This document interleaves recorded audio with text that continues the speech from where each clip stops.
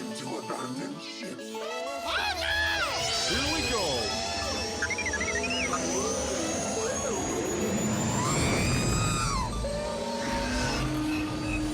Can I persuade you to join us for a drink? It's a tradition. Here, here. Jar Jar, homie, my main man, quickly. Before the Separatists attack, get into the escape pod. Hey! This is escape, then we're the pod.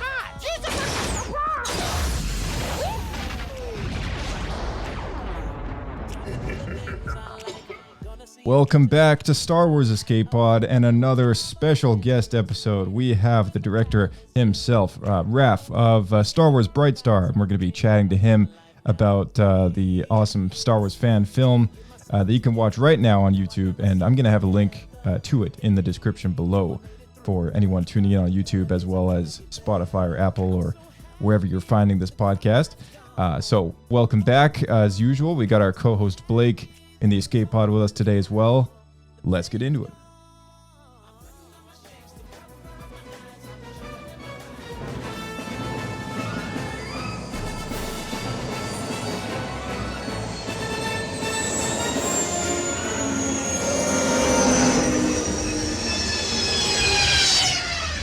Another happy landing.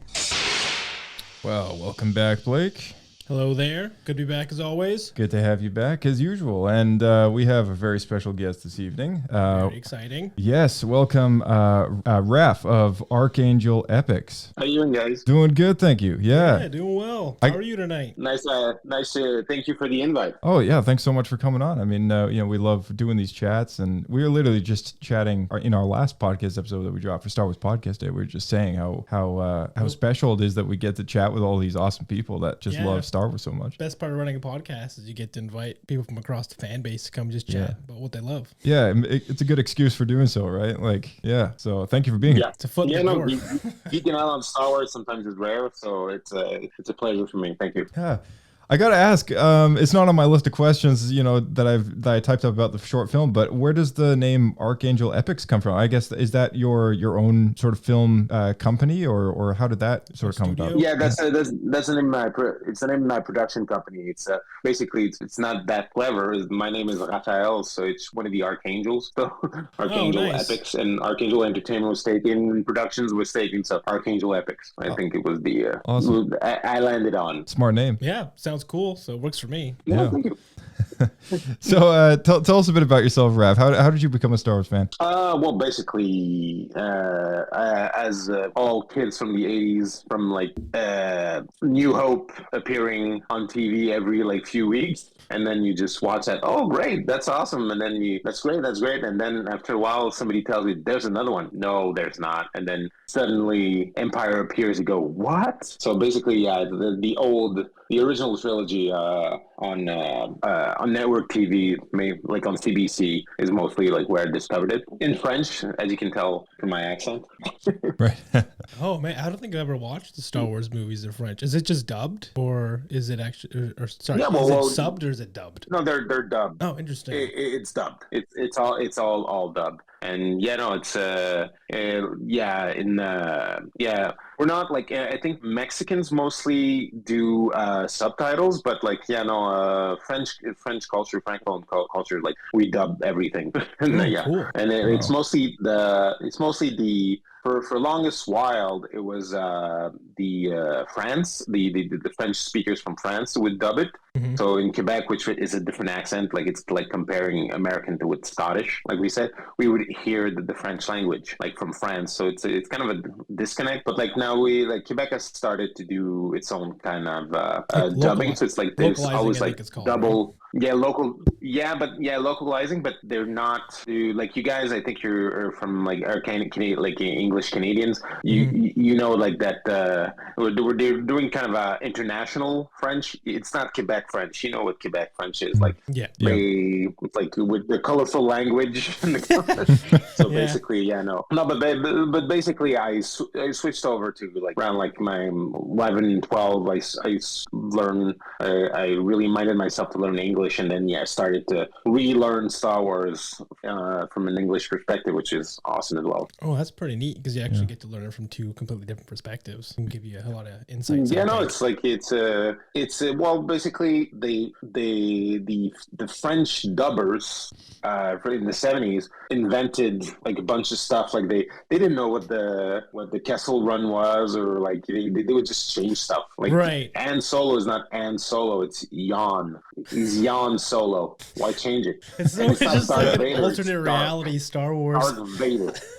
Exactly, like it's made the turtle run in under 12 parsecs. Like Chewbacca is like Chico in the first film, but he's Chewie in the second one. It's like it's nuts. I think I heard about this before from a coworker of mine. He's also a French guy, and he was telling me his story of how he came to watch Harry Potter. Mm-hmm. And the first time that he saw the first two Harry Potter films, he just really couldn't get into it. And then he later watched the sort of original, the with Daniel Radcliffe's voice and everything like that, and somehow it was just a different experience. Then he was able to get into it, but he was saying how the names were like completely different for some of the characters, and I thought it was the most fascinating thing. Yeah, who makes that call? Is it just it's weird. I hate when like I read the books in English and I watched the movies in English, so like, but a lot of like people from my generation and younger read the books in French, and then the names are like Hogwarts is like Poudlard or something like that. Like yeah, like, really, there's a disconnect. I'm like, what are you talking about? Like Slytherin is like Serpentine or something. Like, come on, just say Slytherin. Come on. That's so funny. So yeah, but it's just me being a snob. Fair enough. Well, you've piqued my interest, and I want to watch the French dubbed version, the French Star Wars. Yeah, I think it'd be fun. Yeah. So the Han Solo's voice in the French dub is like pretty. He's like so sardonic and sarcastic. He's perfect. Oh man. Nice. Yeah. Well, at least they found a good fit. Yeah, that's very Harrison. So that works well. So I guess you're in Canada now, right? Yeah. I'm based in Montreal. Gotcha. Okay. All right. Yeah. That's what I figured. So that makes three of us then. So sadly, your producer, your buddy Brent couldn't make it on. So shout out to him for almost being here. It would have been nice to have him on as well, but we're glad that you really tried to. Yeah, well, yeah, for part two we'll get you both back on. Yeah. But perfect. Yeah, for the audiences who have no idea what Brightstar is, some people might be tuning into this podcast episode and they haven't seen the short film yet. Would you be able to just share? Who's that guy? I don't know him. Would you just be able to share a little bit to those people who may not have seen the short film yet, just a summary as to sort of what it is and when it takes place? Okay, but so basically it's one of those pesky fan films. No, but like it's a story that takes place at the dawn of the Republic, and it's a fugitive family that's hiding, and their past catches up to them. So it's basically, just to keep it a little vague, but like it's I think it's an area of the Star Wars canon that's not been explored that much. So we tried to make something really flashy, but like out of canon. So just to get out of any, like, to create our own little world in the Star Wars universe. So it's been great for people who discover the movie. They kind of feel it's an unexplored forest. But yeah, it's been challenging to get some viewers, fans of fan films, without a legacy character. Right. Like, they don't see Darth Maul, they don't see Boba Fett. Who's that guy with the lightsaber?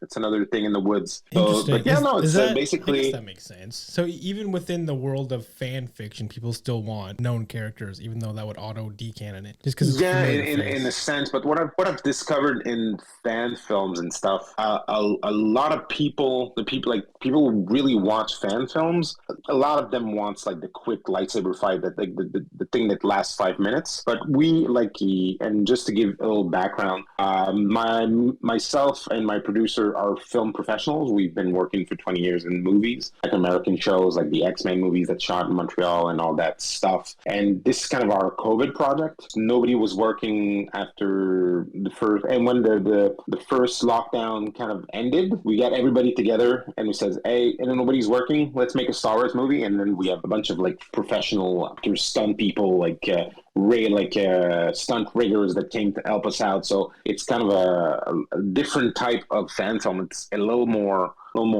professionally put together, I would say, and not to take away from everybody's passionate and everybody puts a lot of effort in their fan film, but like we really wanted to make something great and just show that we actually can do it in Montreal. Maybe attract Disney, say, hey, come shoot here, one of your series. But basically, yeah, it's just we went out to make an actual story with a beginning and end. Like, so it's kind of a slower burn at the top. So what I've noticed from the comments from the movie is people who are genuine, like old school original trilogy fans, like are really enjoying it more, I think, than others. Like there's still some people who just love Star Wars or loving it, but like some people who are like are a little bit disappointed from the sequels. The prequels were not their bag as well. Like they go, oh my god! Like I'm kind of it has the flow and feel of an original trilogy story, which is kind of what we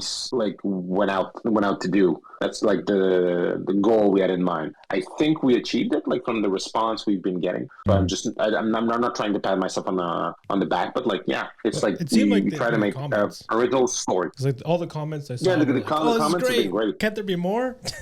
Where's the sequel? So I'd say but seems like you're on the right that's track. it.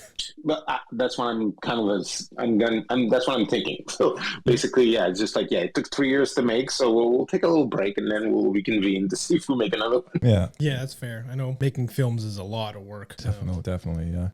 But yeah, so yeah, just to go back to what you were saying before there, Raph. You guys are sort of targeting a bit of a niche, with the Legends kind of continuity and approaching sort of an unexplored area of the mythology that not a lot of content yet exists, which is pretty cool. There was a name drop in there, which I thought was interesting. Your sort of villain behind the scenes, behind the curtain, so to speak, is known as Lord Asher. I was just wondering if you could sort of touch up on a bit on that, because I looked it up on Wikipedia and he's a Old Republic reference, and I was just wondering if that was intentional or if that was just a complete fluke. That's a complete fluke. What's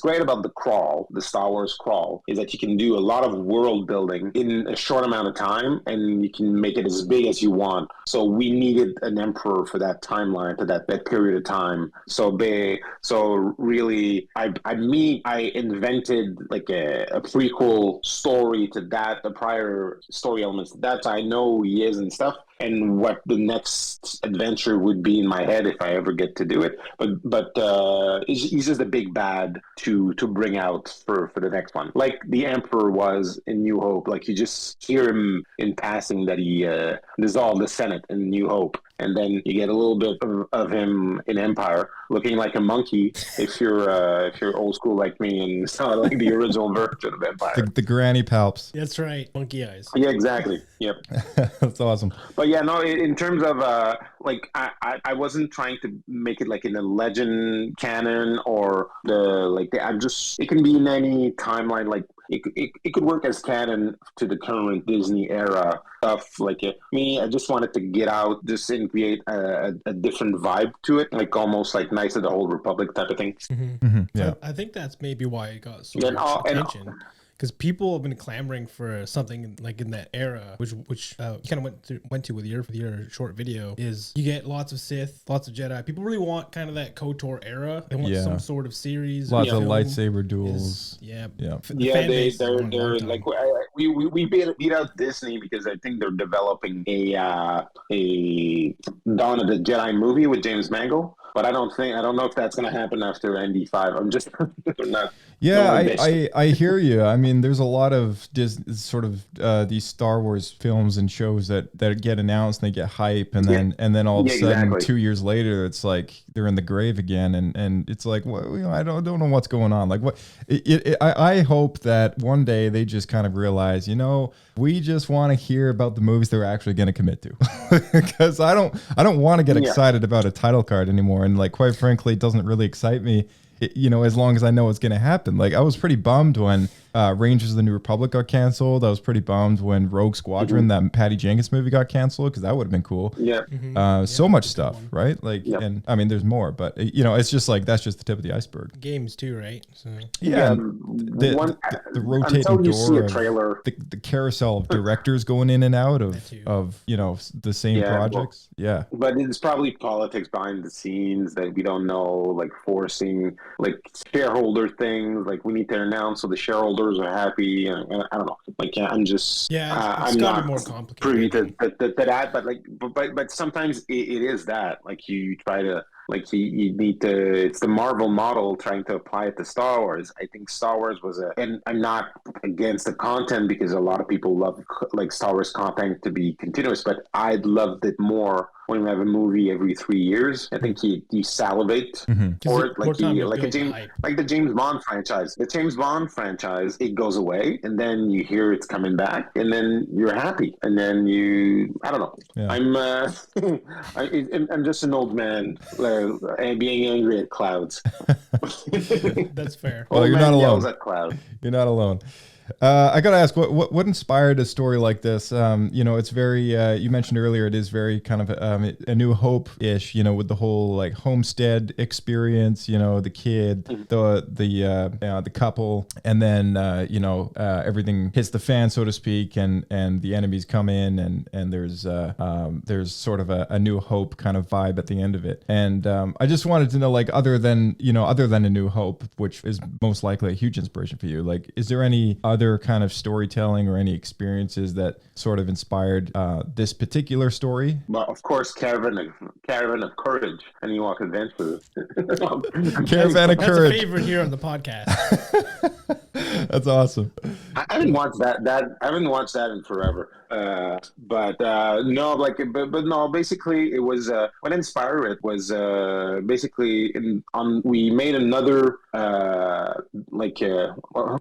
what I call mega shorts. Me and my crew with the same lead actor a couple of years back. Kind of a riff on the Highlander, like working in the woods, but like there's different time periods and stuff. And I got the idea in the woods as I was walking. Oh, what if like it's a family hiding and stuff? Like it just germinated, and also the fact that we rarely seen in Star Wars, except Caravan of Courage, a family dynamic. Really, right? That's true. Like a real family in Star Wars. It's always like outcast and orphans and like almost like monks, how monks raise kids in a Jedi Order or something. So right. Like a family dynamic, I think hasn't been seen as well. But also there's a twist that the version on YouTube that doesn't show is like the festival version is the original version of the movie. Is because if you've noticed, the costumes are a little bit more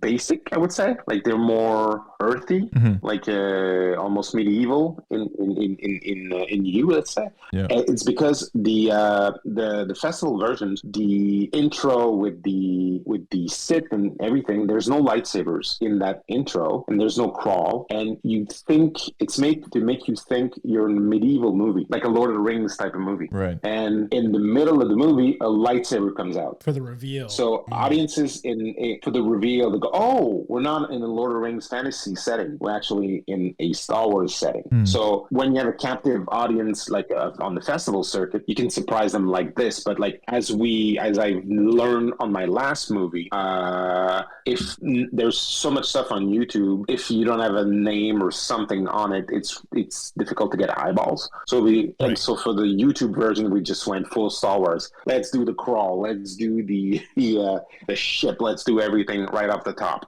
So basically, there's two versions of this movie, which I love both of them. Like it's fun to have like the reaction as I saw in a couple of viewings at festivals. But it's great. It's great just when people see the crawl as well and get into it, like get the old magic back. I hope. Yeah, that's good. That's great. I would never have thought that. I mean, we just watched. I got a lot of. The few comments, like the bad comments we got, like, it looks like Robin Hood, the costumes crap. Like, you don't know. Like, I'm trying to, I want to explain, but I don't want to explain it. Like, did open that can of worms with trolls, you know? There's a reason for that. I know exactly what you're talking about. I mean, you know, we did an entire podcast episode not too long ago, maybe it was in December, I think. It was with Kirk, and it was about 2024 Star Wars, you know, the future of Star Wars. What does it look like? What does it hold, kind of thing? Yeah. What's coming up? And we get one comment with some guy, you know, like, because Disney owns Star Wars is dead. And then he like gives us the thumbs down. And I was like, I didn't even reply to it. All I could do was laugh. Like, I just thought it was like the funniest thing. And but I totally get it. You know, there's just people out there they throw in their 2 cents, and sometimes it's a rotten coin. You know, you go, okay, yeah, and then you get the ultra geeks, which I love them, but you go, this is not canon, like the blah blah blah, like dude, it's a free Star Wars story that people put like there's nothing going on right now. Ahsoka's done. Watch it, have fun with it. Don't overanalyze it. I'm like, oh my god, I'm guilty of that. I'm guilty of doing that. Sometimes it depends. It depends if I'm. I can be really nitpicky with certain things, like for example, I think I went on a huge tangent about the practical clone trooper costumes in Ahsoka. Right. And I was like, that's Disney though. That's not a fan film. Yeah, that's the official stuff. Yeah, but I'm super guilty of doing that to like the official stuff. You know, I don't take it easy on Disney. Look better in the animated Clone Wars. Yeah, exactly.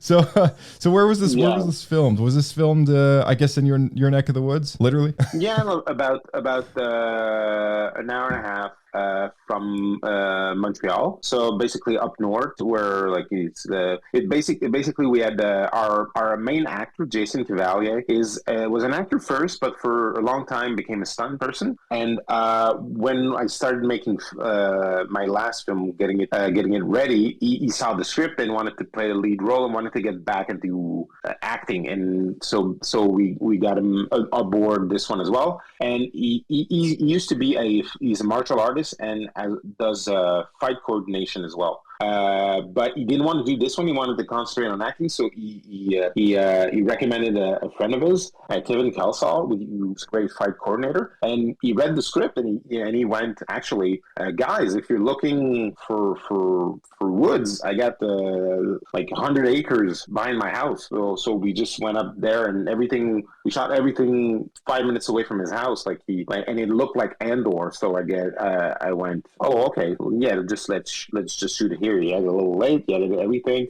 He had that big cliff at the end of the movie right next door. So it was like perfect. So that helped us shoot this thing in 4 days. Like everything at the same place, everything close together. So it's just the woods an hour away from Montreal. Yeah, that's awesome. It's like everything lined up perfectly. Yeah, meant to be. Absolutely. Yeah. It takes a lot of people. Yeah, go for it. Sorry. No. Go ahead. I was done. Oh, I was just gonna say it takes a lot of people to make a short film. You know, like between cast and crew and everyone you need to do all of what you need to do after you film it, which is all the post production, the score, you know, everything.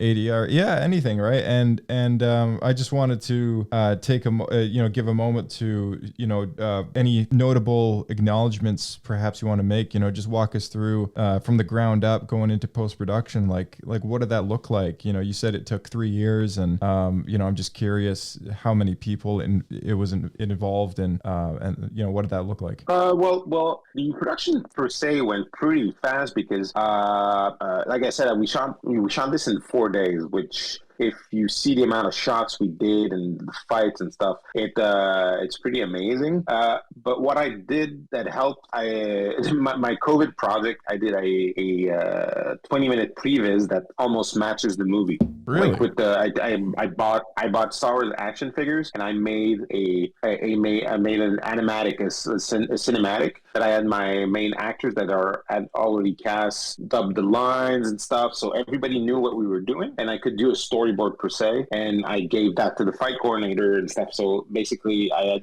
beats. Okay, this beat is the 6-on-1, and I want like a top shot, I want a side shot, and he just invented in that box what he needed. And after that, okay, we lose that guy explodes, blah blah, and this is the duel. So we had all our beats figured out like months in advance. So once we got on set, it just went fast. So on set, and also I had like a professional film crew all working for me, like my props master, Sly, is the props, the on-set props for Transformers, like the last Transformers. And my grip guy is an old friend of mine that works on the series Ghost and all that stuff. Like my DP, where works on a lot of French TV shows. So I had a great crew working for me that went so fast, and I had a great cast that knew the lines and knew exactly which moment to hit because I've already blocked it on the previs. So everybody like knew everything went great. And when we get to post, it just took the time like to get the edit was fast because I just replaced the actual shots, the onset shots with the animatics, like with the little action figure shots. I just replaced the close-ups and I almost reused the same sound effects. So it was really, if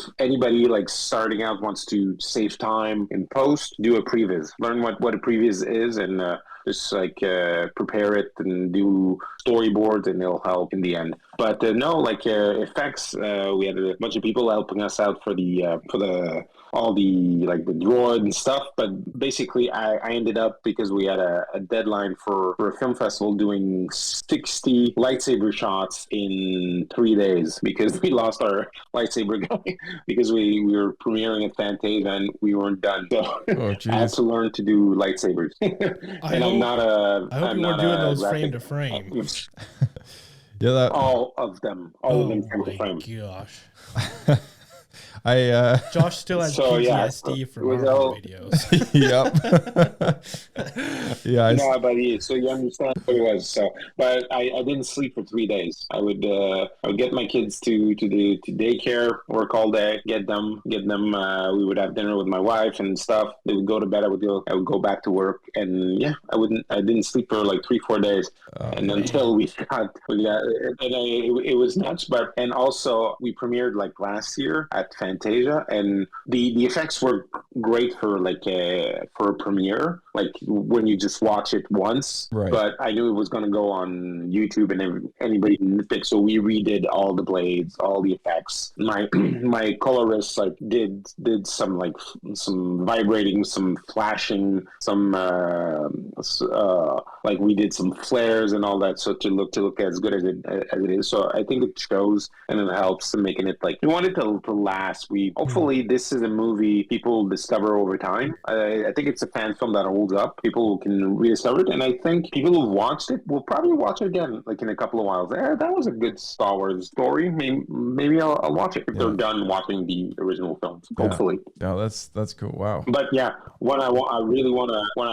somebody I really want to do a shout out to is everybody was great. Did an amazing job. But somebody that made it a Star Wars movie, I think, is my composer, Michael Bureau. I don't know what you guys thought of the music, but for me, not a lot of composers at that level of independent cinema you can tell them, we're making a Star Wars, make it sound like John Williams. Yes. A lot of people balked at the thing. He said, "Oh yeah, great! I've always wanted to do it," and he just went nuts. Yeah, that's something that I noted down was that the score was very John Williams inspired. Yeah, we weren't sure if it was composed specifically for the short or not. Yeah, it was fantastic, and it was. Yeah, that's crazy. 20 minutes of almost universal music. Now I still right now, because I've watched the movie so much, in editing it and doing stuff. When I see the crawl, I hear his theme and not John Williams, which is weird. He did have. Yeah, when you watch your own edit and previs that many times, in the job of making it, then it just starts to sink in, and yeah. You mentioned there's so many people to probably mention if something like that, but I think one notable one that stuck out to me was the fantastic hero that you had, the stunt double, who was most likely on fire for real. I got to ask about that. What's the story behind that? Well, that's the story of my lovely stunt coordinator, Patrick Curtin, who he's worked on my last movie, Fast and Furious Kings, with me, but I've known him for 20 years. He's actually, he was one of the stunt coordinator on the last Transformers movie, Midway, Moonfall, like the Roland Emmerich movies. He's like a pro among pro, but like that man is lovely, but he's nuts as well. Like the last movie, he really wanted to do a fire burn, but we couldn't do it. So on this one, we went, oh, we need like in the opening to have a kid. Because I could do a fire burn. I'm like, really? I can do a fire burn. And then exactly. And then my fight coordinator, who's also a stuntman as well, he says, okay, and then I can be the other guy, and I run into you and catch fire as well. I'm like, you guys, you crazy guys. It's the first day. You really want to? Yeah, let's do it. And he did it twice. We had 2 takes of the thing. Wow, it's That's like awesome. Insane. But I think it gives us production value that others don't have in their fan films. Totally. I think there's not a lot of people wanting to get lit on fire. Yeah. So I agree with you there. Yeah, looks awesome though. It's surprising. If you know any stunt people, they're all want a fire burn on their demo. Just find some stunt people for your things. If you want a fire burn for your demo, they'll do it. They just need to know how to do it. I didn't know they're itching to do that. That's so cool. When I'm thinking about this, it really makes me laugh because all I can think of is Simon Pegg in the Unkar plot costume, doing that Force Awakens promo material, and he's like sweating, and he's like, I'm sweating, I'm so hot, but I'm doing it for Star Wars, and he's like so like committed because he's just sweating his butt off, right? And then there's like, meanwhile, there's other people out there being like, oh, I'll light myself on fire for Star Wars. I'll set myself on fire just because I can. Yeah. Suck it, Simon Pegg. Need it for the demo. Need it for the wheel. Oh man, it's a good tip. It's too good. The idea for a super lightsaber that wins every single lightsaber lock is pretty neat. It reminded me a little bit about like the Elder Wand from Harry Potter. That it's just like you win every duel. Gears pretty quick here. You got to explain this a little better about this special lightsaber. Yeah. So part of your plot, part of the story, there's a lightsaber which basically has this sun spear. The sun spear, yeah, and it's got the shimmering effect to it and everything, and the electrocution sort of element in there. And it's like every Star Wars kid's backyard saber duel dream to just win every single lightsaber lock, Don't have to do anything. You just win. Yeah, you just win. Yeah. And I had to ask about it because it was so original and so I don't know, something so genuine at the heart of it. But what inspired the plot to have such a weapon in there, such an element? Well, it's like all the Lucas and Spielberg movies of that time and stuff, like in Star Wars, like you need a MacGuffin, like the thing everybody wants. So it was just like working backtracking to what could it be and that everybody wants. Why would they be chased to get that? And so basically, like a super lightsaber and has some special abilities and stuff. So that was the genesis of what it is, and then you have to figure out what it can do, what it does and stuff. So I have a few ideas of other powers this thing has, but right now, like, I just needed one show of power, and it was like the fact that it can overload somebody else if you activate it. Like, this is a pure, like, there's so much energy into that crystal that you need sometimes to release it, or like you need to control it with the Force. But yeah, one of its powers, it's like it can take some of it that contain power and just overload the crystal of another lightsaber. Basically, that's the power we shown in this. But like in my head, I have other powers, like if we ever do a sequel or whatnot, that they can be added. But yeah, that's pretty cool. Very nice. Yeah, and you had a great makeup artist. Thank you. Vladimir Kell was great. But you guys want to know my origin of the sun spear and what it is? The next question is exactly that. I wrote that down. Okay. So basically, in my head, in my thing. So we all know, like, let's geek out. Like, kyber crystals are what you are used as like the power source for a normal lightsaber. Mm-hmm. So in a previous adventure, John Brightstar, our main character, was fighting people, fighting Siths in an adventure. His lightsaber gets destroyed and his kyber crystal gets damaged. Doesn't work. He was carrying, in my head, I might change it down the line, but like a Voltec crystal, which is a cousin crystal of the kyber, more powerful but highly unstable, and nobody has been able to harness the power of it, like in a contain or lightsaber or whatever weapon you might think of. In a jam, as like he's getting shot at and stuff, and he needs a lightsaber now through like guided by the Force and by like he makes it work. He kind of jerry rigs a lightsaber, and like because of he needs to, and the Force is guiding him, makes himself a lightsaber out of a Voltec crystal, and now he has the only working Voltec crystal lightsaber, and it has different abilities. Like it has too much energy in it, so sometimes he has to calm it down. That's why, like in the movie, he calms down the box. He needs to calm it with the Force type of thing. But yeah, so basically, he created something that's not replicable, and everybody wants it. That's interesting. Cool. Yeah, I love the fact that it just burns the guy's face off, and I was like, man, it was great makeup. Doing that guy's face and everything. So you had a really talented makeup artist, but yeah. He was great.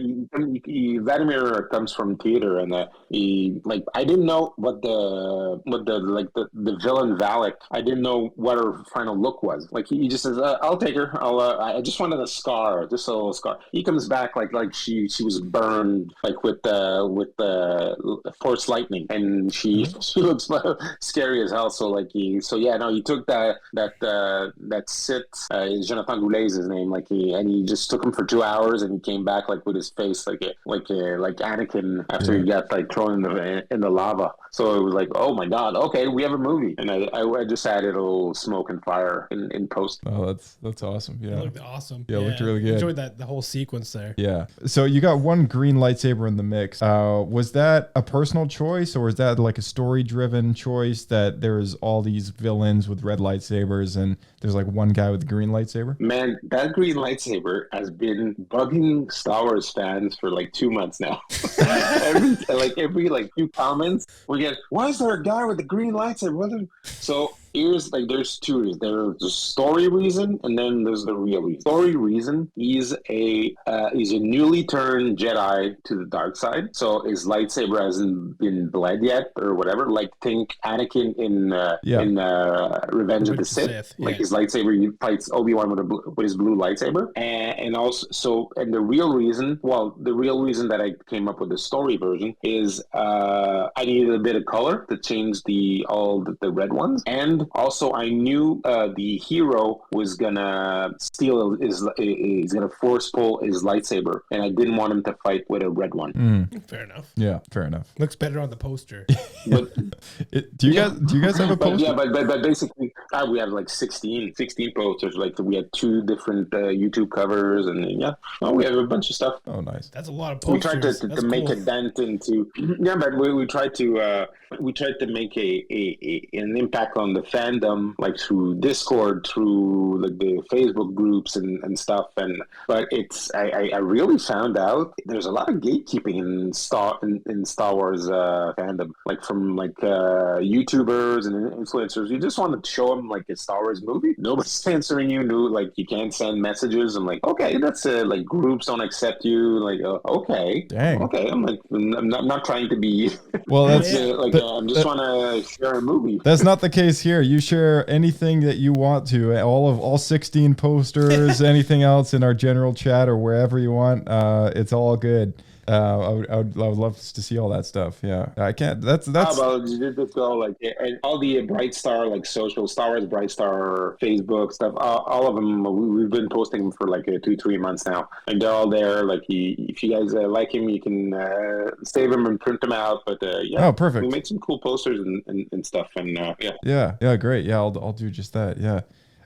What's next for you guys? I mean, you're dropping hints of a sequel, but when's the rough plan to do that, or if you have any other kind of maybe a non-Star Wars project? Yeah, maybe an Indiana Jones expanded universe short film or something like what's coming down the pipe? But well, all our little crew from the last one, like they want to redo it again and get ready. It's just like that now, like I said earlier, me and my producer are film professionals. So, but we had a 8 month strike happening last year. Yeah. So basically, we need to work. So we're back to like I'm an assistant director on this as a day job, and my producer is an armorer on set. So we just need to make a little bit of money, and then we'll reconvene. And we have a bunch of like feature plans we're gonna try to get going, but we're germinating ideas for sequels to this story.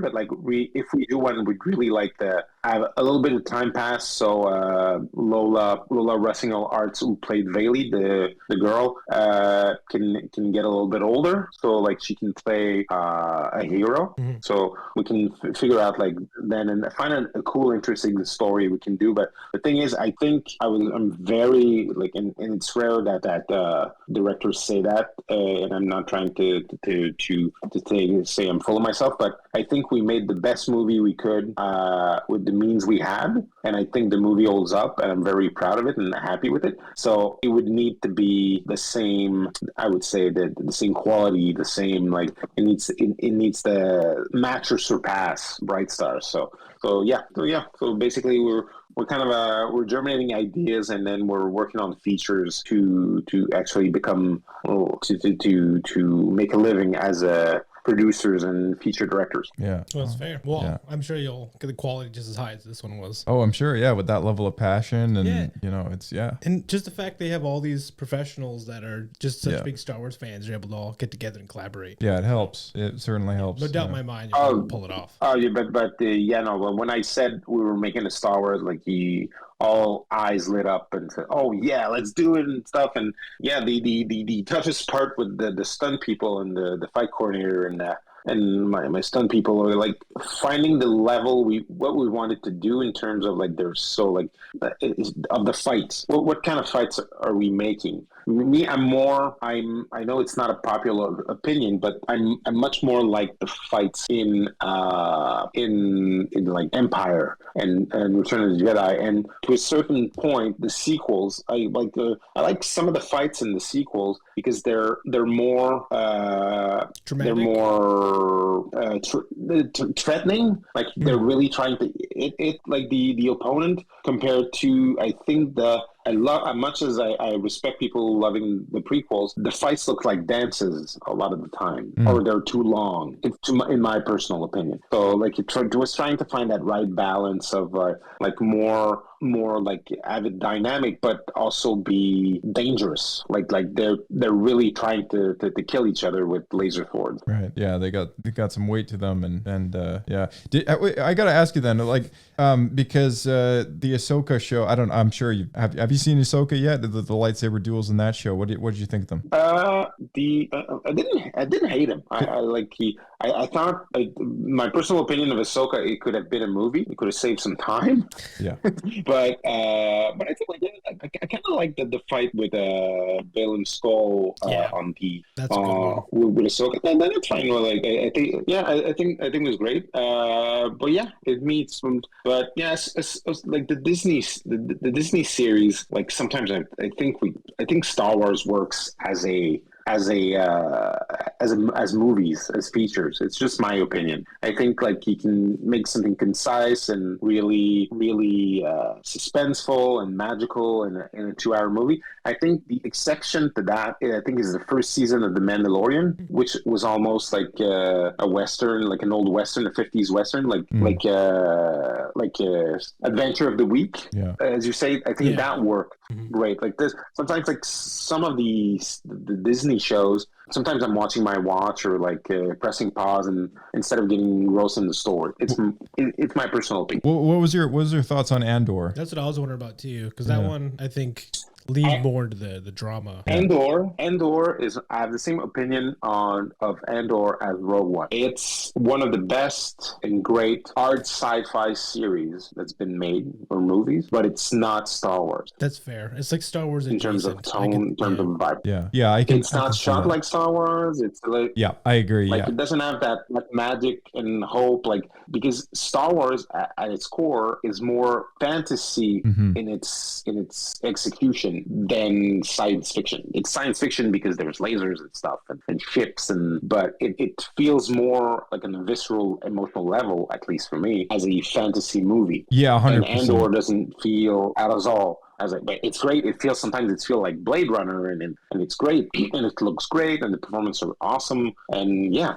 But it doesn't. It never felt to me like Star Wars. Like in my thing, also like Rogue One, I think is a missed opportunity. Like Rogue One, you put the. I'm almost I'm almost. I want to see the original version of Jyn Erso. Like from the first trailer, she seems like a little more spunky, like a little more like it's a rebellion, isn't it? Like she had something. I think they changed the character a little bit, but me, it's like it could have been if you don't make him die at the end, then you can have Rogue 2 where they they help the Botans steal the plan for the second Death Star. Like make it a fun heist movie adventure. Like for me, the Disney movies that had the most Star Wars feel to it was Solo. I don't know how you guys feel about Solo, but I kind of loved it. Yeah, we've discussed Solo quite a bit, and I think we all sort of share a similar thought where at first we were like, unsure about it, and then we watched it, and before it came out, we were unsure about it, and then after about 15 minutes watching the movie, it sort of set in. It's like, oh, this is good. Yeah, because like I feel like the biggest thing we're worried about is the recast, but Alden did such a good job that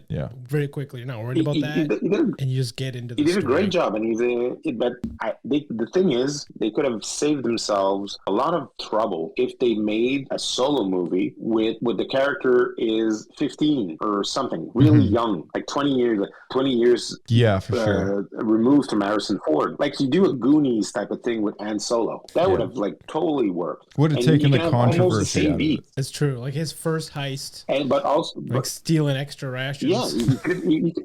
Yeah, but you could have been the same exact plot points almost, but you do it with a 16-year-old, and it would have worked. It would have worked. But that's my opinion. But but the problem is Alden Ehrenreich, I think is his name. Like Ehrenreich, he was like what 27 when he got cast in Solo. And Harrison Ford shot the thing at 34. It's too close. They're very close. Yeah, I agree. Yeah. Though the character's age is supposed to be younger, right? He's supposed to be playing a younger guy. Yeah, but still, it's still like you can tell that he's older. That's it. But coming back to the vibe, like in your main question about Andor and stuff, like I think Solo captured the vibe of Star Wars. It just looked brown. That's the problem with Solo. It's dark and brown. Yeah, I think it's also worth noting that Ron Howard, the director of that film, was the guy who George wanted to do episode 7 in the first place, because there was an interview out there floating around with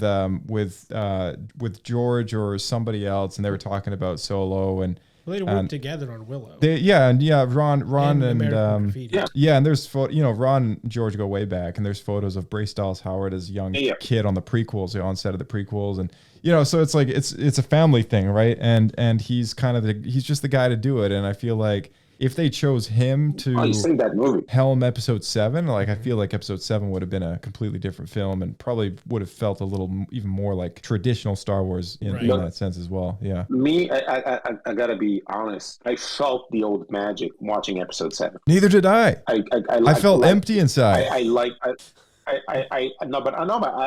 felt it. I like episode 7 until it gets to the third act, which is Star Wars. But I really loved the first 2 acts. I'm not ashamed to say it. Yeah. But I've learned to be like with Star Wars. For the longest time, I was an apologist for the prequels, and I've stopped. I don't like them that much. But I totally respect people who do. Star Wars is so vast, 50 years of history now.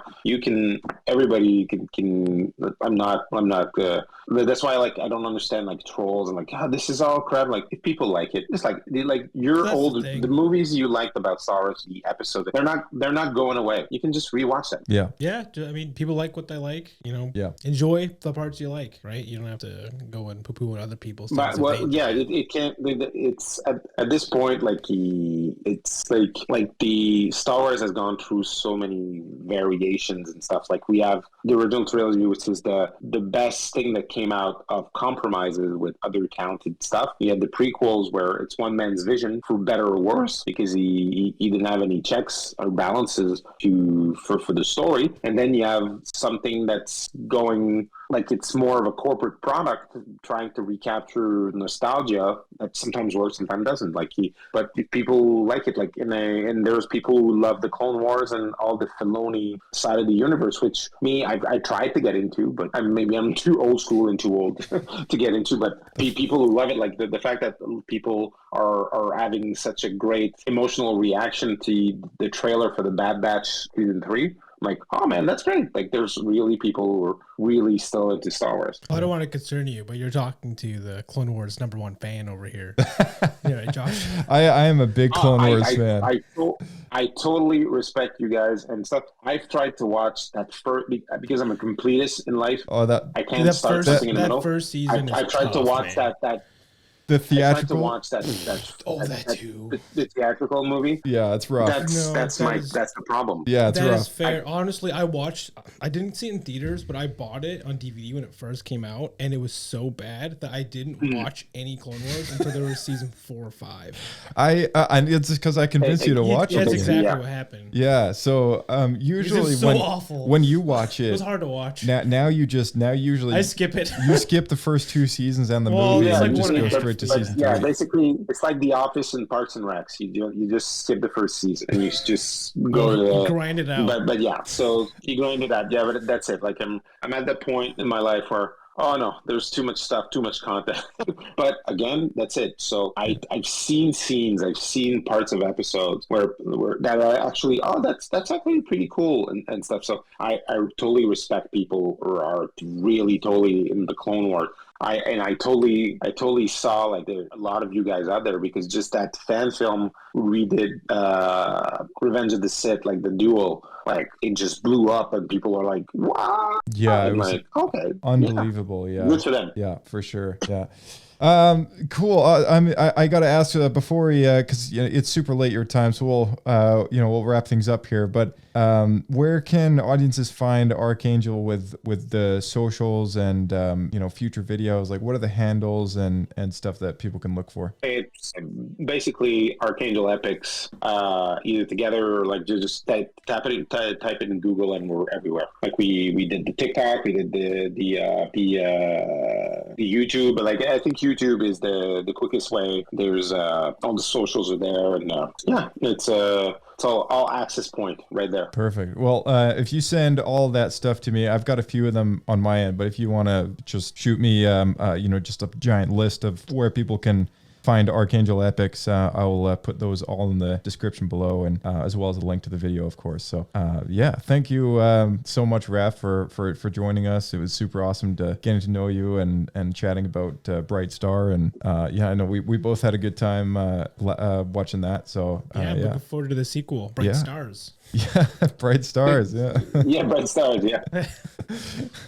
Thanks. Yeah, no, it was great. It's nice. It's really like you guys are kind of a bookended, or like kind of a promotion of it, but like so it's great to end on a high note. And the fact that like a few fans really, really connected with it is really gratifying to us. Like real hardcore fans understood what we're trying to do. And just like connected to it, and it was great a and it's fun. Like it's been embraced by part of the fandom, and it's it gives us juice to let's jump back into that thing and make another story worthwhile for people to see. Yeah, I'm awesome. looking forward to that. Definitely be counting the days till it's uploaded on YouTube. Yeah, absolutely.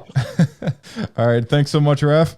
It's good having you. Hey, no problem, guys. Yeah, thank you. Thank you. And thank you, Blake. Good as always. It was a lot of fun, man. Yeah, a lot of fun, as usual. All right, we'll catch you in the next one. We'll see you out there. Keep flying. All right, a big thank you to our special guest tonight, Raph from Archangel Epics, and his producer, who unfortunately couldn't make it this time round, but perhaps the next time. And for those of you who are subscribed to Star Wars Escape Pod, be sure to like and leave us a good review. We absolutely love that. May the Force be with you, and we'll see you in the next episode.